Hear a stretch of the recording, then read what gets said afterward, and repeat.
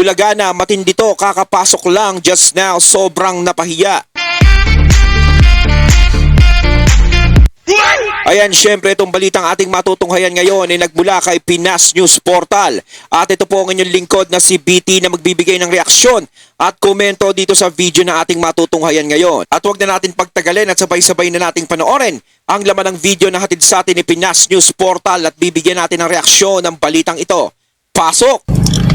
Bigyan natin ng reaction opinion ngayon itong post ni Pinoy Trending. Ayun, syempre bago natin simulan ng video ito, nais ko nga pala magbigay ng credits dito sa boses na madidinig natin ngayon at bibigyan ng reaksyon. Walang iba kundi si General Macanas. Syempre huwag niyong kalimutang suportahan si General Macanas. Pakibisita po ang channel niya mga katunay kung hindi pa kayo nakakabisita, at huwag niyong kalimutang mag-subscribe at mag-follow para maging updated po kayo sa mga vlogs, reactions at sa mga balita na hinahatid sa atin ni General Macanas. Siyempre, ayan yung The General's Viewpoint. Mga katunay, ipagpatuloy natin.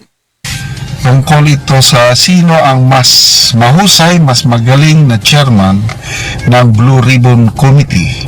Kasi I think November 10, the other day, formal nang umupo ulit si Senator Lacson as Blue Ribbon Committee Chair. Laban bawi. Kumbaga parang ang pagbabalik ng Panday. Parang gano'n.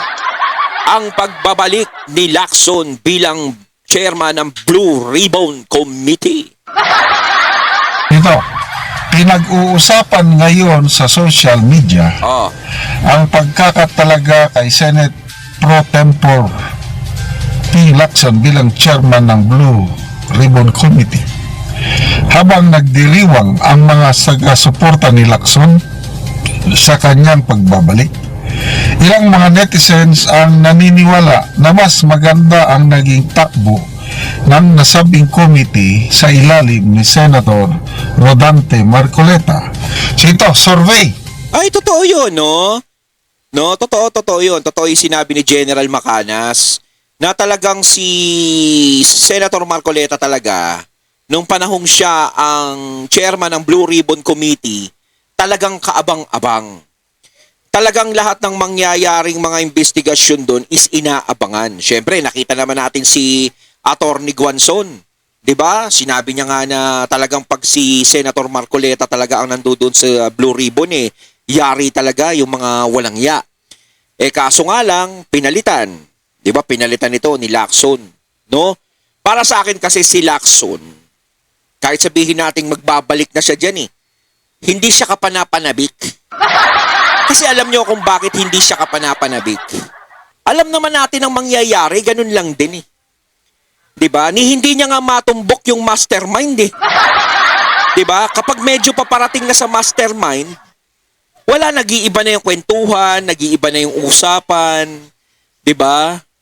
Wala, hindi nakaka-thrill. Nawala na yung pag sinabing Blue Ribbon, yung tapang ng Blue Ribbon. Yung Blue Ribbon kasi ngayon parang napakalambot na, kala mo marshmallow.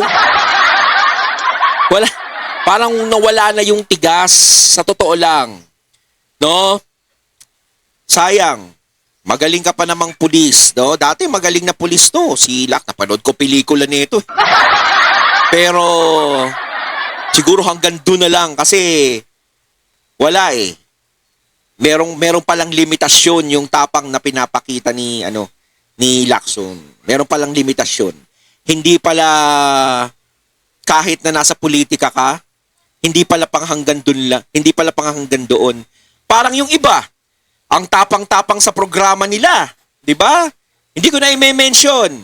Ang tapang sa programa nila. Kapag barangay chairman, barangay tanod, pulis, yung mga nirereklamo sa kanya, ang tapang. Papakulong natin yan, patanggal natin yan sa serbisyo. Tawagan nyo si attorney, tawagan nyo si ganito, tawagan nyo yung chief inspector, chief general, ganyan. Paano ba gagawin natin dito? Tanggalin na sa posisyon niya, tanggalin sa pwesto yan, i-relieve nyo yan. Aba, pagdating niya sa Senado, nung naging senador, nakita nyo naman sa flood control project, napakatahimik. Yung mga malalaking yung mga malalaking problema ng bansa, yung mga malalaking problema, ba nakikita mo talagang tahimik lang siya. No show, tahimik. Eh ang nangyari nga, bumalik na lang siya sa programa niya eh. Doon na naman siya nagbababanat eh. O ano bang nirereklamo mo? Kasi po yung asawa ko po binubugbog ako. O sige, tawagan natin yung barangay chairman dyan. Ireklamo natin yan. Anong reklamo mo? Eh kasi po yung ano eh. O sige, tawagan natin yung ano dyan. Yung DSWD dyan. Doon, ang tapang. Diba? Kaya sabi niya, hindi ko kaya dito sa Senado. Balik na lang ako sa programa ko. Ay nako, idol! Ay nako. Tapos madidinig mo, tatakbong presidente. Di wow. Wala. Lahat kayo ng mga matitigas na napanood namin sa telebisyon, kahit ikaw pulis ka, lahat kayo na alam namin na matapang, matigas, pagdating talaga dyan sa Senado, lumambot. Para kayong karne na pinakuluan sa kumukulong tubig na nagsilambot. Ay nako. Tanong, sino ang maituturing nyo na best blue ribbon chair sa kanilang dalawa? Aba, syempre si Senator Marcoleta. Kaya mga katunay, sino ba ang best blue ribbon chair? 'Di ba? Kahit naman, syempre, Senator Marcoleta talaga natin nakita yung tapang.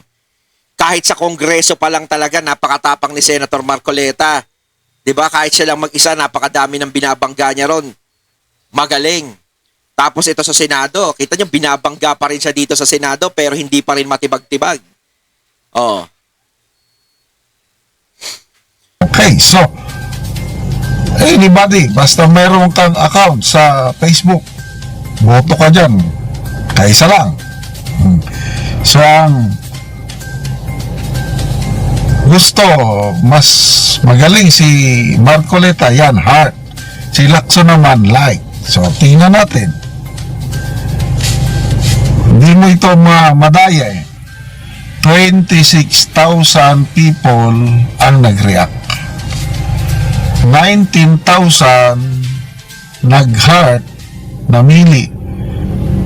Bumoto kay Marcoleta na mas magaling, 6,000 lang kay Lacson. Totoo naman. Yung iba tumatawa, yung iba gagalit, o iba-iba na. So, anong percentage nito? Estimate ko lang, mga 85% nagsasabi na mas magaling si Senator Marcoleta. Totoo naman talaga. Kung ako ang inyong tatanungin, talagang Marcoleta ako. Wala. Sa kinikilos ni Lacson, napakalabo talaga na matapos yung investigasyon na yan. Hindi, wala yan. Hindi katulad ni Senator Marcoleta, nakita naman natin simula pa lang ng investigasyon ng Blue Ribbon Committee. Malapit na eh. Konti na lang matutumbok na yung mastermind kung sino yung pinakaugat eh. Kaso nung matutumbok na, tinanggal silang dalawa ni Cheese. Diba? Halata kasi. Halata naman talaga eh. Na talagang pinipigilan nila na mapunta talaga doon sa pinakaugat. Diba? Kaya pinalitan nila nung mga bagong magdidilig uli. May nagtanim uli, ganun. Sige, patubo uli tayong puno. Para hindi mapansin yung ugat, magpatubo tayo ng maraming puno, para hindi mapansin yung pinuputol na ugat. Diba? Nagpalit sila ng bago. Yung bagong pinalit nila, katsokaran, katropa. Kumbaga, yung mga tinanggal is alam nila na talagang, kahit sila alam nila sa sarili nilang straight yung mga tinanggal na yon. Hindi nila kaya. Di ba si Senator Cheese, na buong akala natin dati na magiging puppet, di ba, na magiging sunod-sunuran. Pero pinakita ni Senator Cheese na meron siyang yag balls, meron siyang sariling desisyon. Pinanindigan niya yung dapat niyang panindigan na ako ang Senate President dito. Di ba? Pinaglaban niya ang tama, pinakita niya sa mga tao ang pagiging transparency. Kita nyo ginagawa kay Cheese ngayon. Pati si Cheese ngayon binabanatan, si Cheese ngayon sinisira. Samantalang si Cheese alam naman natin, simula nang naging senador yang tao na yan, hindi pa senador yan, nasa politika na yan, di ba? Pero ni kahit isa o katiting na pangungulimbat sa pera ng taong bayan, wala tayong nadinig kay Chis na korupsyon. Napakalinis ng pangalan ni Senator Chis Escudero.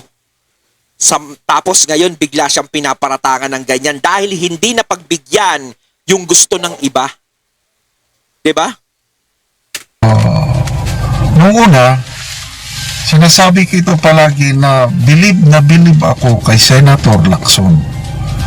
Yung political career niya, unquestionable para sa akin, ano? Maganda yung kanyang pinapakita, yung first 3 terms niya, naka 18 years na siya eh. Kinaya pa nga niyang nilabanan ng isang presidente, yung panahon ng PGMA. Ay, oo. May ni-expose niya noon ng mga hindi magandang ginagawa ng first gentleman Arroyo, kaya pinag-initan siya ng Arroyo administration, pinaisyuhan siya ng warrant of arrest, nagtago. Ay, totoo yan. Naabutan ko yan. Siyempre, mga panahon na yung GMA. Oo, ni GMA. Diba? Yung presidente dati, nilabanan ni Lacson. Ayun siguro yung nagpabilib. Kahit ako, kay Lacson talaga nun. Meron siyang paninindigan ng mga panahon na yun. Talagang nilabanan niya si GMA. Totoo yung sinabi ni General Macanas, di ba mga katunay, na talagang nagtago si Lacson noon.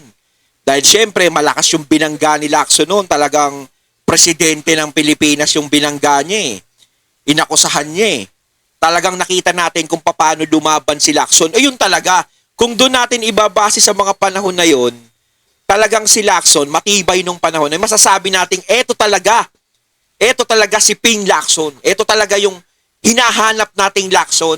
Yung matapang na pulis, yung talagang may paninindigan. Yun talaga yun, siya yun. 'Di ba? Pero ngayon, hahanapin natin, nasaan nasip yung tunay na Ping Lacson talaga na katulad nun dati, na wala. 'Di ba? Ang laki ng pinagkaiba, yung tapang ng Lacson dati na wala na ngayon. 'Di ba? Biglang nawala. Hanapin nyo, baka nagtatago sa bulsa. Diba? Mga mamaya, nasa bulsa nyo, pakilitaw na lang. Mamaya, doppelganger lang to. Diba? Ang layo eh, kung pagkukumparahin mo yung Lacson dati sa Lacson ngayon, napakalayo. Diba? Kaya ako, nagustuhan ko din si Lacson noon. Pero eto, simula nung napunta to sa ewan, parang nawawalan na ako ng kumpiyansa sa kanya. And then, panahon ng Aquino administration, lumabas siya at na-dismiss naman o napabaliwala yung kanyang warrant of arrest. So, saludo ako dito kay Senator Lacson. Kahit na nung pinalitan niya na si Senator Marcoleta, ako gustong-gusto ko si Senator Marcoleta. Ang ganda yung kanyang direksyon. Oo. Tinutumbok niya talaga ang mastermind. Halatang may Lawyer patutunan. kasi. Alam niya yung... So, lawyer versus PNP General ang labanan ito eh. So, nung nag-take over si Lacson, okay lang sa akin. Kasi nga, maganda yung pinapakita ni Senator Lacson. Kaya lang, nagbago ang... Kumbaga kay General Macanas, ang naging basehan ni General Macanas talaga, yung dating Lacson eh. Kahit ako eh, kung babasihan natin yung dating Lacson talaga, alam natin na talagang may magagawa sa Blue Ribbon talaga si Lacson.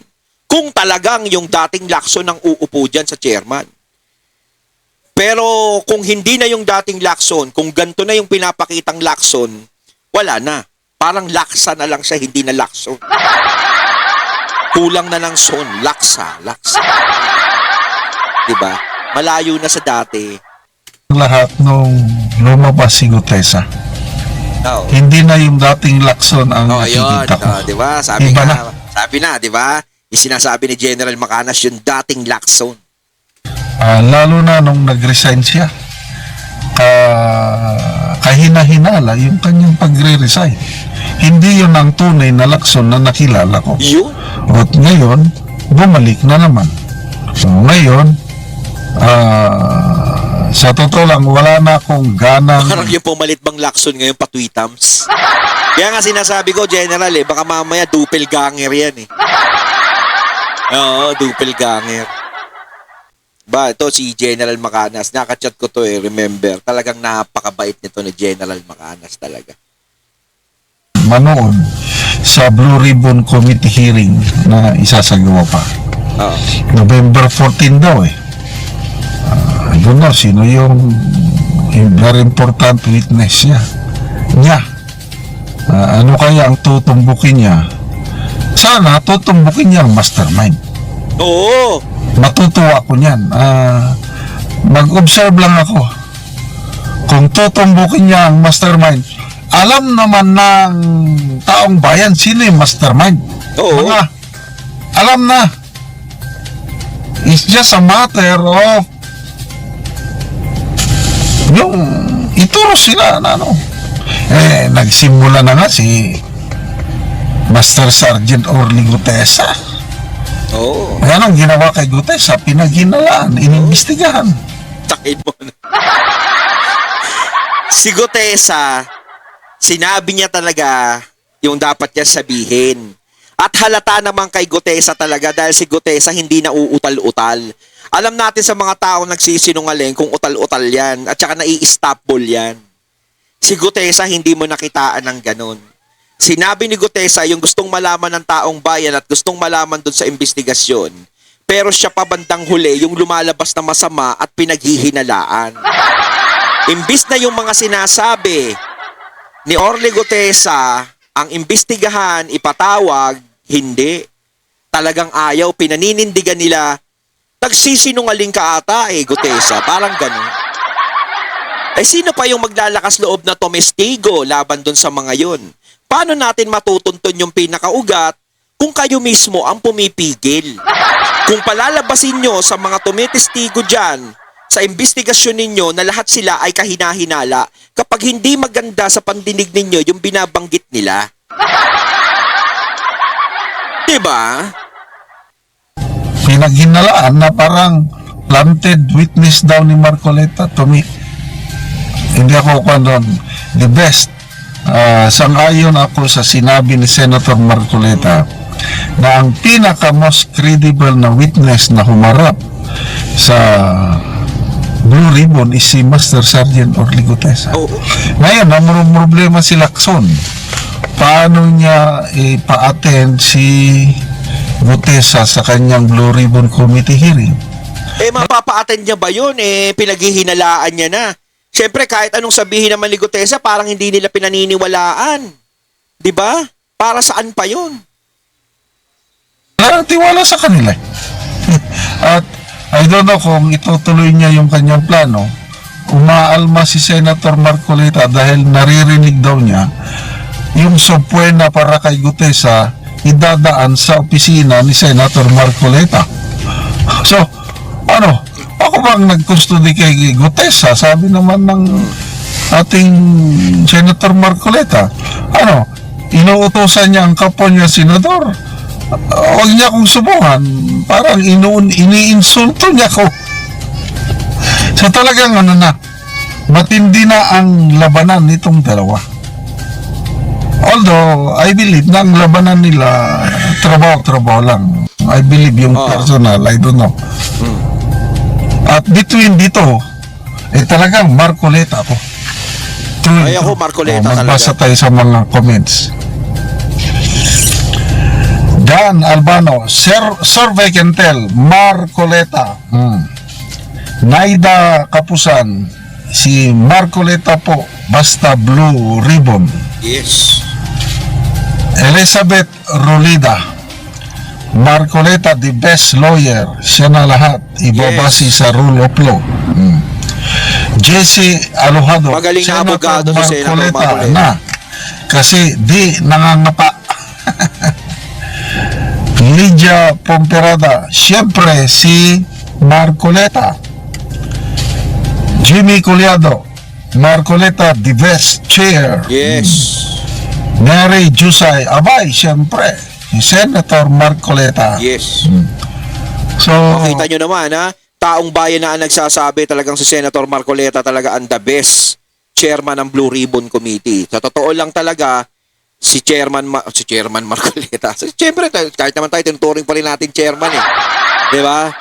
Talagang dapat talaga si Marcoleta ang nandiyan. Pero sa ngayon, hindi natin talaga maaasahan na makakabalik pa si Marcoleta dahil alam naman natin ang panahon ngayon kung sino ang mga nakaupo.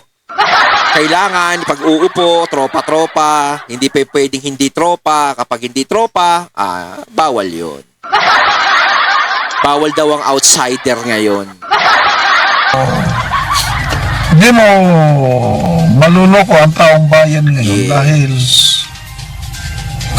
age of social media na, madaling Yes. makahanap ng impormasyon, hindi mo na makontrol ang narrative. Yes, that's right. Kaya mainstream media o ano pa yan, hindi nyo na So, Marami nang nalalaman ng tao. anong aasahan natin?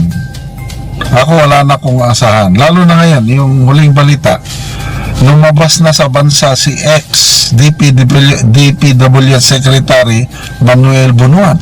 Kita mo, lahat sila kakatakas na. Tapos na, pinayagan nila. Oh, Lang yan. si Lacson mismo ang nagsiwalat na mayroong conflict of interest si Bunuan. Alam mo, pinalabas. Lumabas si Bunuan, lumabas si Kaya nga wala nang mahuhuli dahil lahat nakakalabas na eh. Saldico.